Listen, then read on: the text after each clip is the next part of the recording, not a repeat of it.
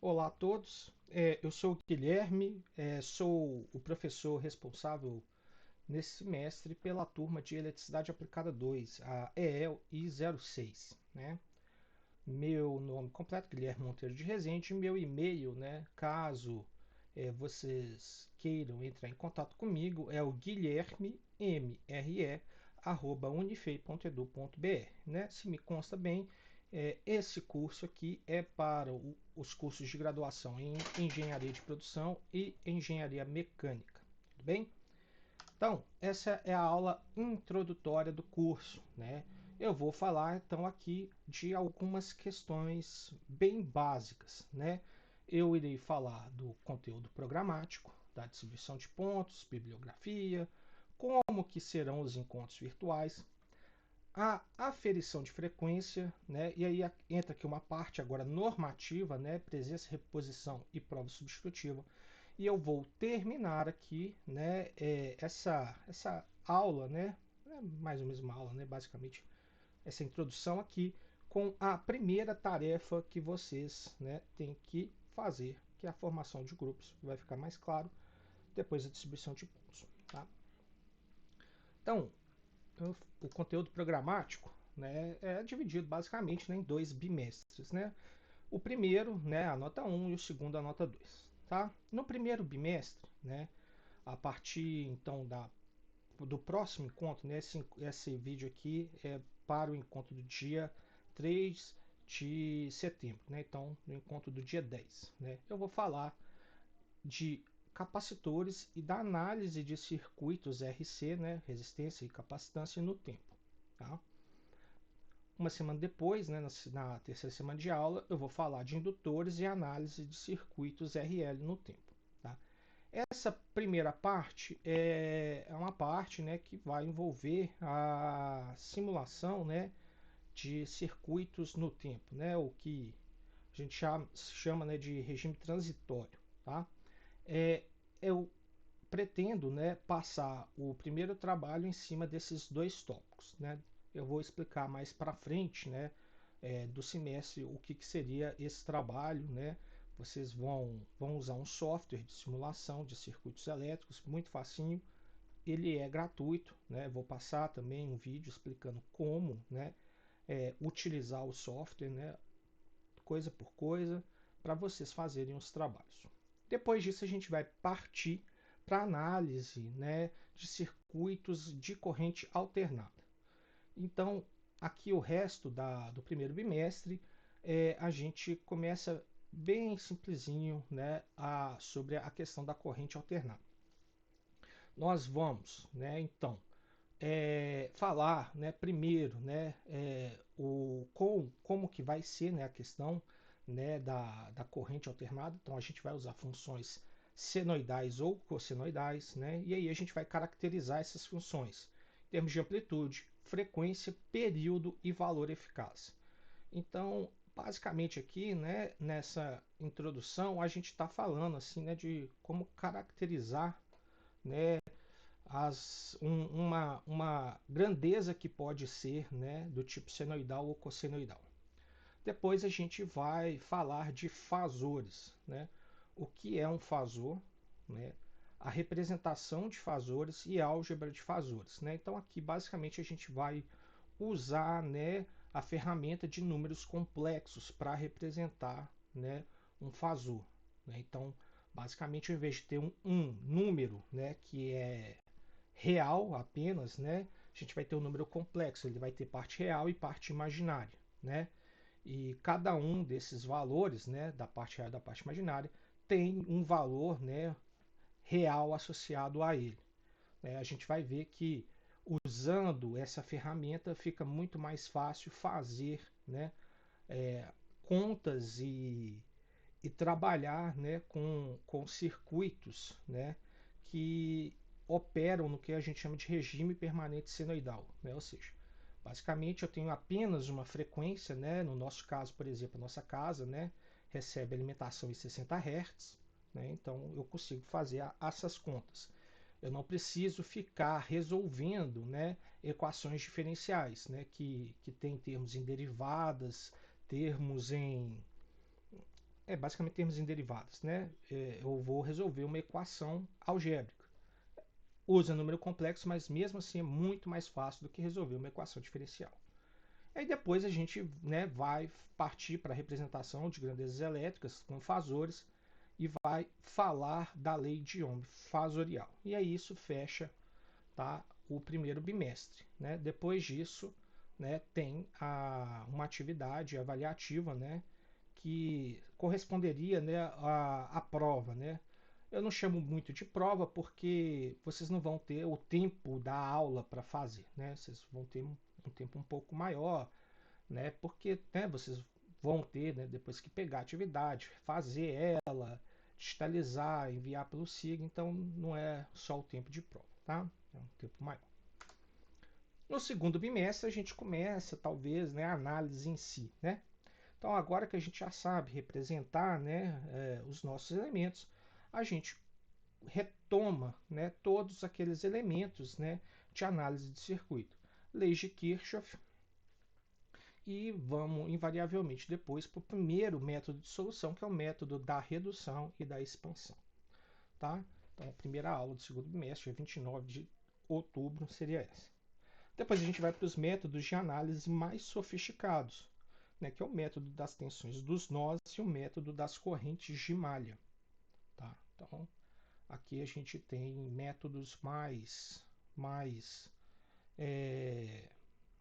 sofisticados e mais inteligentes, né, de resolver o circuito do que as leis de Kirchhoff, né? Porque se a gente aplicar todas as leis de Kirchhoff, né, a gente vai ter um sistema, né, linear para resolver muito grande, né? O método das tensões dos nós e das correntes de malha diminui, né, o número de equações que a gente tem que resolver, né? Vamos terminar em termos de análise, né, com o método da superposição, né? Ele também vai ser aplicável.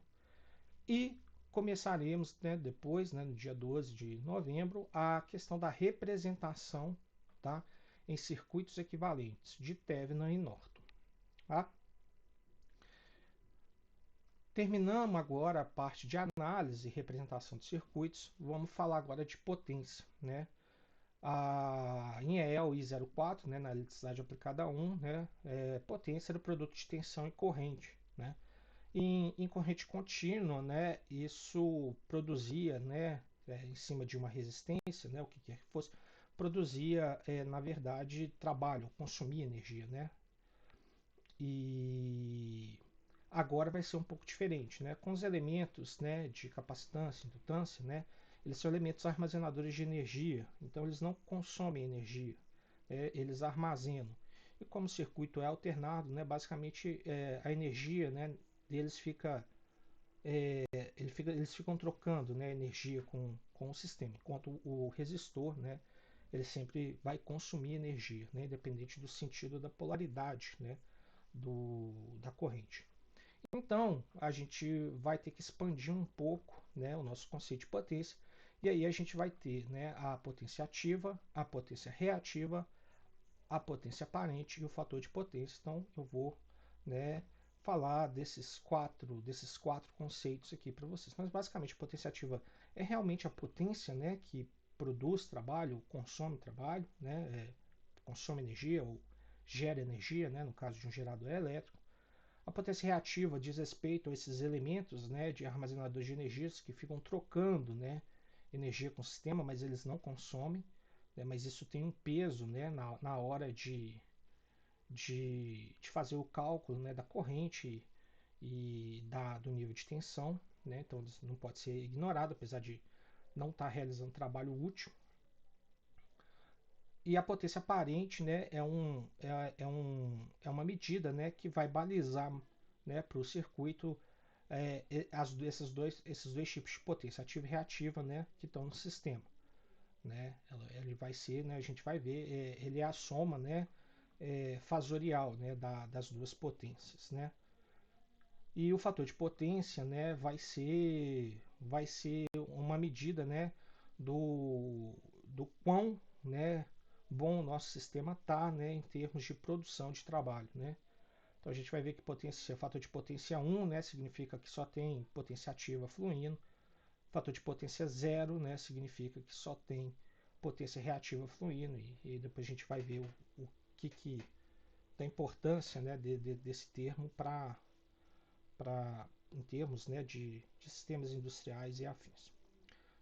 E aí, a última aula, né, a gente vai ver, né, a transferência de máxima potência e correção de fator de potência. A transferência, o teorema da transferência de máxima potência, ele poderia vir depois do circuito equivalente Thevenin e Norton, né, mas na verdade não, eu tenho que falar de potência para falar de teorema da máxima transferência de potência. Desculpa. Depois a gente vai falar, né, vamos usar, né, os equivalentes de Thevenin e Norton e a correção do fator de potência, né? Em geral, em sistemas industriais a gente vai querer que esse valor seja próximo de 1, né? E aí eu vou explicar o porquê. Então esse é o conteúdo programático, né? Fechei aqui o segundo bimestre, então em termos de conteúdo, né, eu fecho no dia 26 de novembro, né? Mas vai ter mais aulas, né? Então aqui é a distribuição de pontos, as datas e as avaliações, tá? O total da disciplina vale 10 pontos, né? E é balizado, né? A média da nota 1 com a nota 2, então cada uma das notas vale 5 pontos no total. Então aqui eu coloquei, né, as atividades, né, em termos já da pontuação final, tá? Os dois bimestres eles estão separados da mesma forma. Vai ter um trabalho computacional e vai ter o que eu chamo de atividade avaliativa remota, que seria a prova, né, mas ela é remota, eu vou passar para vocês, pelo SIGA, para vocês fazerem, vocês vão ter que digitalizar e me entregar, né, num arquivo lá no SIGA, né, essa prova, né, dentro do tempo lá que eu estipulo. Tá? O que acontece? Né? Os dois trabalhos computacionais vão ser, né, pequenas simulações que vocês vão ter que fazer usando um software, né, o PSIM. Ele tem uma versão gratuita que tem limite, né, de componentes, mas como os nossos circuitos vão ser pequenos, ele vai ser mais do que o suficiente para fazer os dois trabalhos, né? Eu não estou interessado em que vocês simulem circuitos muito complexos, né? Então, vocês podem fazer lá circuitinhos pequenos e tirar lá as suas respostas, né? Eu vou fazer depois um vídeo falando, né, de como utilizar o PSIM, onde pegar a versão gratuita e por aí vai. Tá? Quando eu lançar o primeiro trabalho computacional, provavelmente vou lançar junto com o videozinho, tá? Para vocês fazerem. A entrega desse trabalho é no dia 8 de outubro, né? Que corresponde ao dia da nossa última aula de... Oh, meu Deus, né? Última aula que eu vou passar a matéria, vamos dizer assim, né? Do primeiro bimestre. E aí, né? Antes do primeiro bimestre acabar, eu vou ter mais duas aulas, tá? A aula do dia 15 e a aula do dia 22. A aula do dia 22 é a atividade.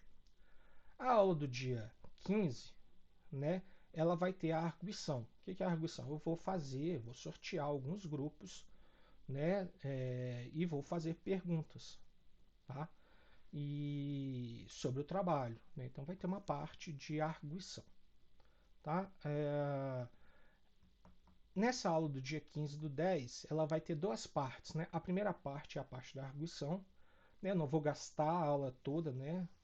Fazendo a arguição, e depois vai ter uma segunda parte que é para tirar dúvidas, né? Uma aula para retirar dúvidas sobre os exercícios que vocês estão fazendo ao longo, né, do bimestre e para a prova, tá?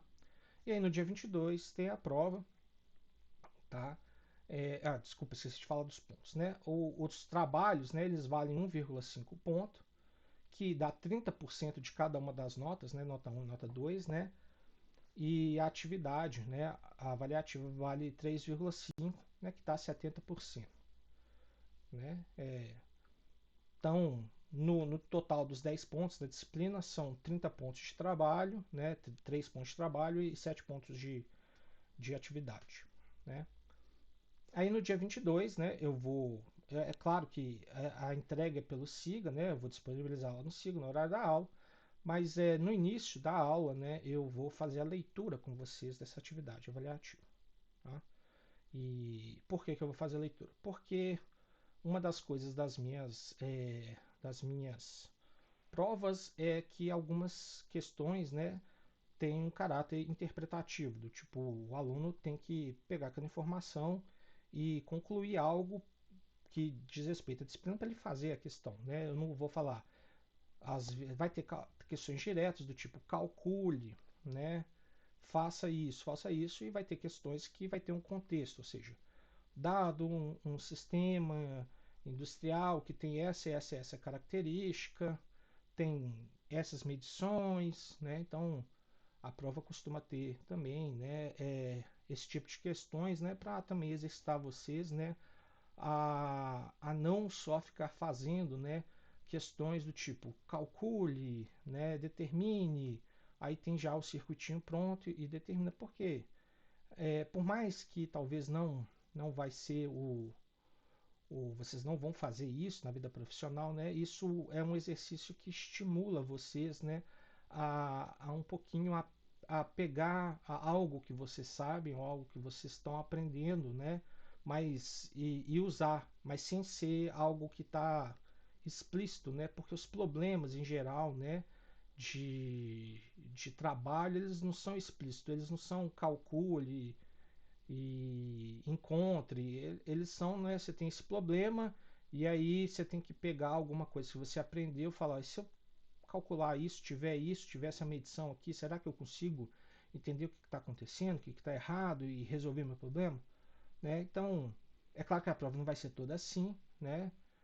Mas eu sempre gosto de dar ali uma questãozinha que tem esse caráter assim mais menos explícito, né, no que deve ser feito, tá? Mas em geral é usando o que vocês viram, né, na disciplina para resolver. Bom, eu falei aqui, né, da nota 1, a nota 2 vai se repetir, né, com conteúdo, é claro, né, do segundo bimestre, né? Mesma coisa, né? Basicamente a entrega do trabalho computacional, né, no último dia ali, né, que eu vou passar a matéria. E aí as duas últimas aulas, né, do bimestre, né, a aula do dia 3 de dezembro, arguição, segunda parte, né, vai ter a retirada de dúvidas, e no dia 10 de dezembro tem a atividade, tá? A segunda atividade avaliativa remota. Prova substitutiva, né? Então, quem tiver direito à prova substitutiva, né, o calendário marca lá de 3 a 8 de janeiro, né, para fazer a prova substitutiva. Nossas aulas são na sexta-feira, ou seja, dia 7 de janeiro, tá? 7 de janeiro, então vai ser no ano que vem, em 2022. 7 de janeiro, no horário da aula. Então, né, lá 7h55 eu vou entregar a prova substitutiva para vocês, tá? Sobre a bibliografia básica do curso, né, nós temos o Bolestad, né, introdução, a análise de circuitos, que vai ser basicamente a referência que eu vou mais seguir, tá? É a referência principal no curso e eu acho que vocês devem ter visto lá, né, também em aplicada 1, né, em ELI 04. E uma das coisas também que eu acho bom, né, de seguir o Bolestad é porque ele tem na biblioteca virtual. Então eu posso passar para vocês os exercícios, né, algumas questões, né, do que estudar, né, no livro, que vocês vão ter acesso, né, mesmo que vocês não tenham o livro físico, né, eles pelo menos têm na biblioteca virtual. Eu coloquei a 13ª edição porque, se não me engano, o que eu abri lá na biblioteca virtual foi a 13ª edição, tá? Então, Bolestad eu vou tentar fazer, né, as tarefas, né, em cima dele, né, para vocês.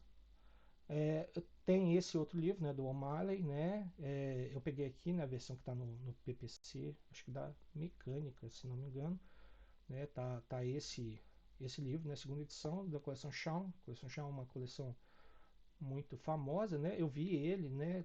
Tem edições mais novas, né? Esse livro aqui especificamente, né? Dessa edição de 94 eu nunca vi, então não conheço muito, né? Mas eu acho que não tem na biblioteca virtual, então acabou que eu vou também focar mais no Bolestad, assim como o do Navi ou Nahi, eu não sei como que fala, né? Mohamed Navi, e do Edminster, né?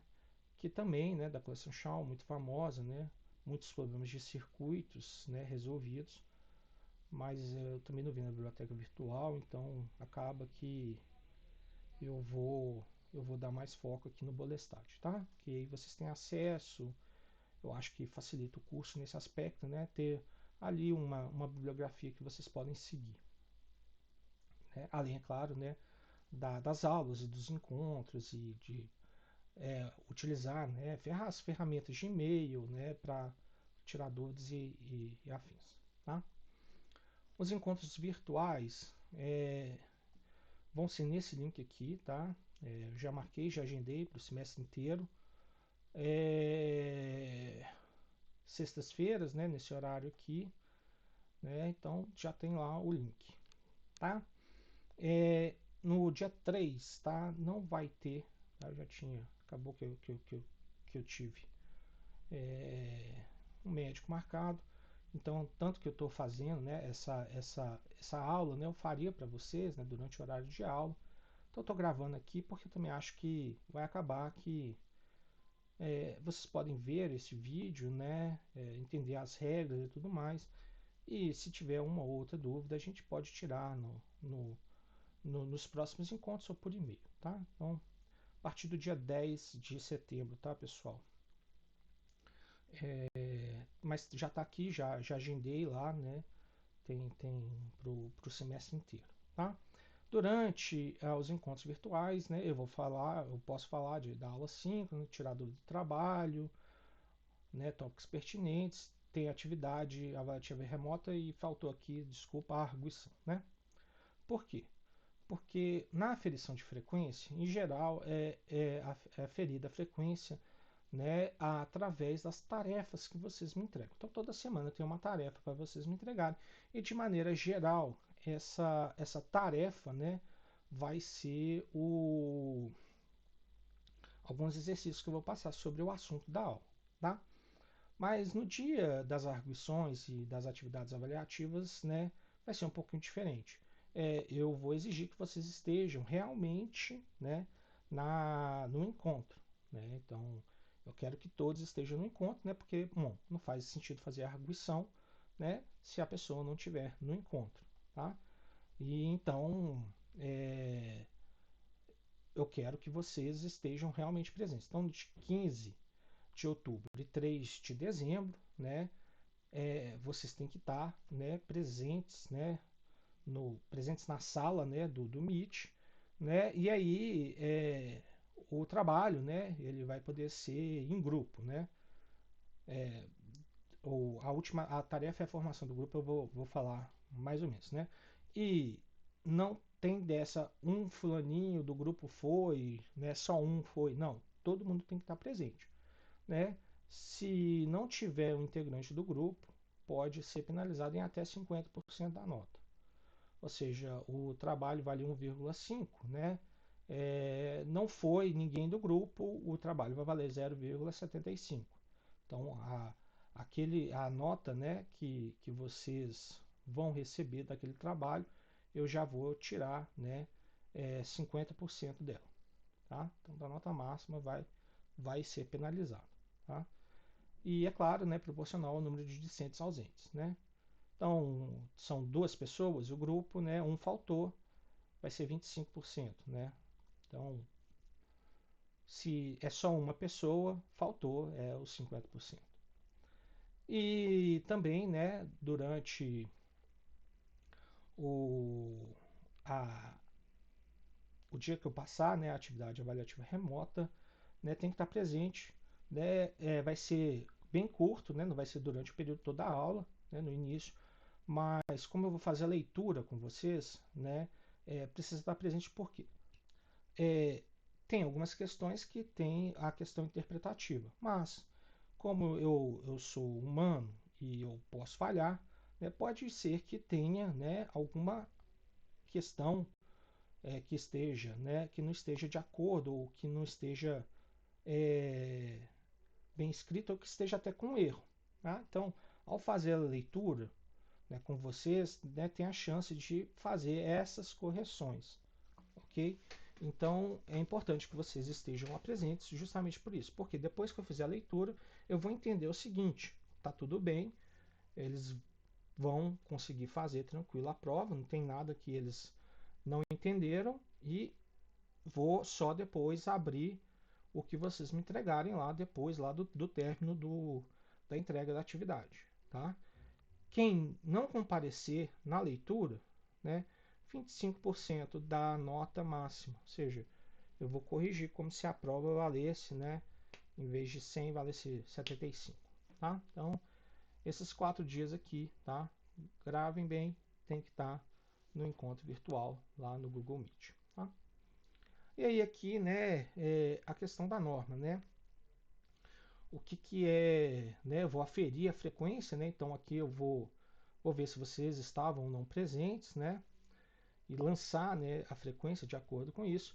E aí, né, aquele que tiver menos que 75% de sua idade, né, ele é reprovado, né?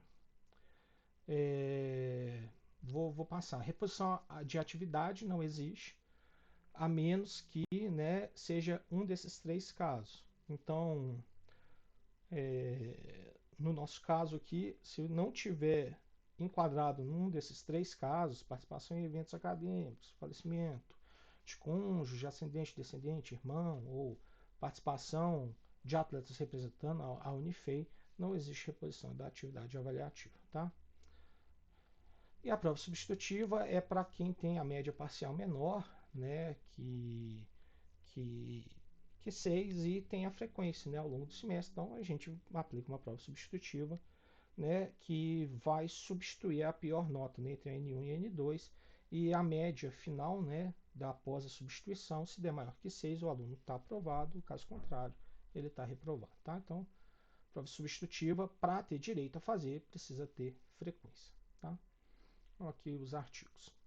E para terminar aqui, né, essa questão da introdução, vem a primeira tarefa. A primeira tarefa é justamente para, né, aferir a frequência aqui, tá, do dia 3/9. Então, eu fiz lá no SIGA A, né, uma tarefa de formação de grupos. Tá? Então, vocês podem, né, trabalhar com grupos, né, para o trabalho computacional 1 e 2. Tá? Um máximo de 3 integrantes. Não pode mais que 3 integrantes. Tá? Então, pode ter grupo com uma pessoa, 2 pessoas ou 3 pessoas. Aí vocês decidem.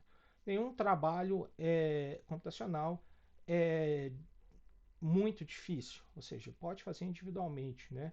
Eu deixo, em geral, fazer em grupo, tá? É porque eu gosto da discussão.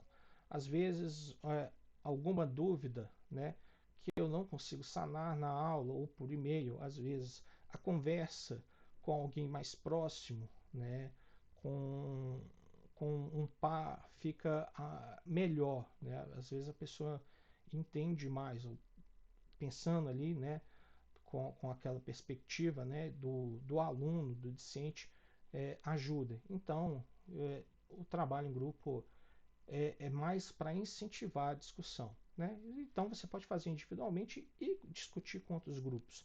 Né? Grupos de 3 pessoas podem discutir, né, entre si. Né? Não tem, vamos dizer assim, uma obrigatoriedade de só ficar confinado dentro do grupo. Né? A turma é grande, vocês podem discutir todo mundo da sala, inclusive. Né? Não me interessa se vocês vão discutir ou não. É claro que para gerar discussão é para vocês, né, aprenderem e tirarem conclusões, né, e não para, às vezes, né, ficar, né, sendo carregado por outro grupo e afins. Tá? Essa é a ideia. Então, né, desculpa, teremos isso. Tá? E uma vez que os grupos forem formados, eles não podem ser modificados a menos da saída de integrantes. Ou seja, formou o grupo. Ah, professor, conversei ali com outro grupo, posso entrar nele? Não. A exceção é a saída. Por que é a saída? Porque já tive casos de gente que briga e aí ficar trabalhando, né, com pessoas ali do grupo que estão brigadas é muito ruim, então melhor separar. Né? Cada um vai para o seu lado, não interfere, porque aí é ruim. Então, a menos a saída, né, de integrantes, né, não pode ser mudado, tá? E aí, né, vocês vão me enviar um arquivo, né, com extensão PDF, né, é um arquivo de texto falando dos grupos, né? Então, por exemplo, sei lá, Ana, João e Pedro fizeram um grupo, né? Então a Ana vai chegar lá e vai fazer um documento. Ana, sei lá, Ana Almeida, matrícula tal, né?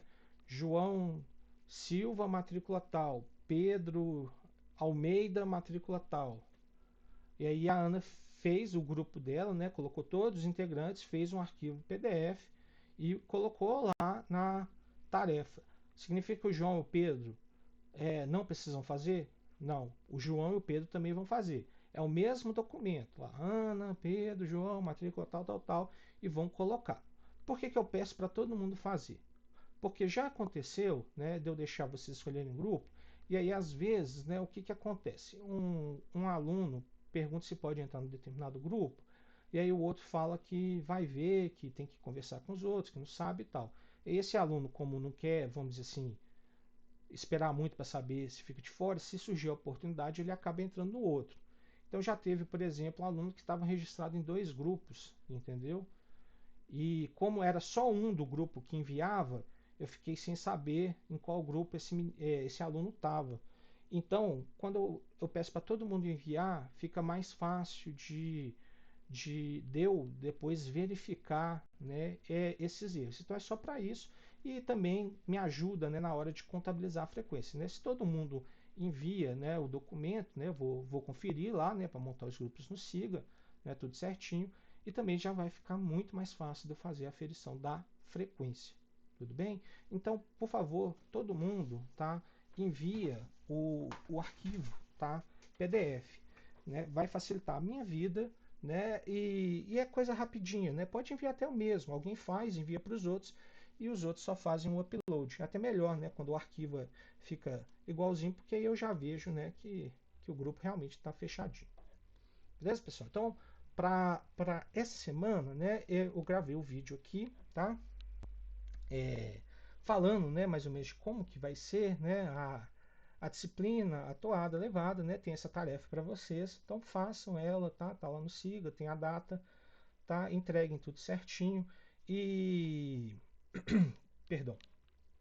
E depois, tá? Disso, né?